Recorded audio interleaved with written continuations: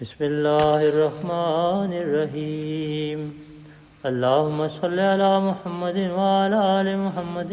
کما صلیت علی ابراہیم وعلی آل ابراہیم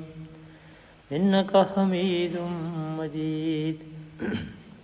اللہم بارک علی محمد وعلی آل محمد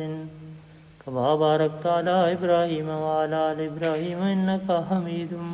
مجید۔ عن سلمان الفارسی رضی اللہ تعالیٰ عنہ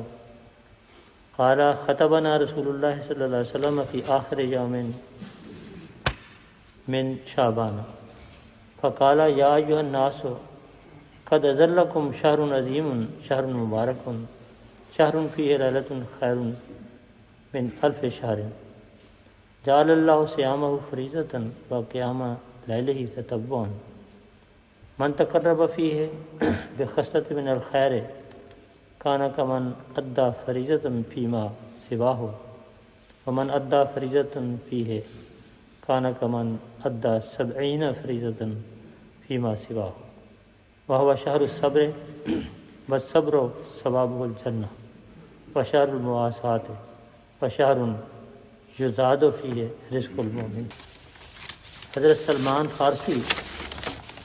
رضی اللہ تعالیٰ عنہ سے روایت ہے کہ رسول اللہ صلی اللہ علیہ وسلم نے شعبان کی آخری تاریخ کو ہم سے خطاب کرتے فرمایا، یعنی رمضان سے جو پہلا مہینہ ہے اس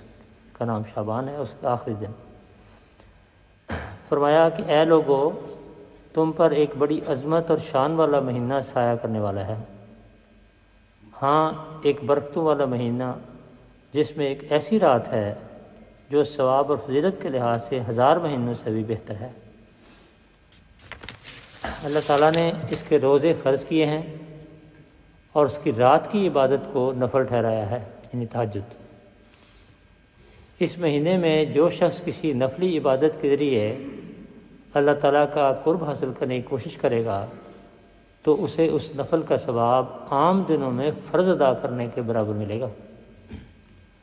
اور جس نے اس مہینے میں ایک فرض ادا کیا اسے عام دنوں کے 70 فرض کے برابر ثواب ملے گا۔ اور یہ مہینہ صبر کا مہینہ ہے اور صبر کا ثواب جنت ہے، اور یہ ہمدردی اور غمخواری کا مہینہ ہے، اور ایسا مہینہ ہے جس میں مومن کا رزق بڑھایا جاتا ہے۔ وآخر دعوانا ان الحمد للہ رب العالمین۔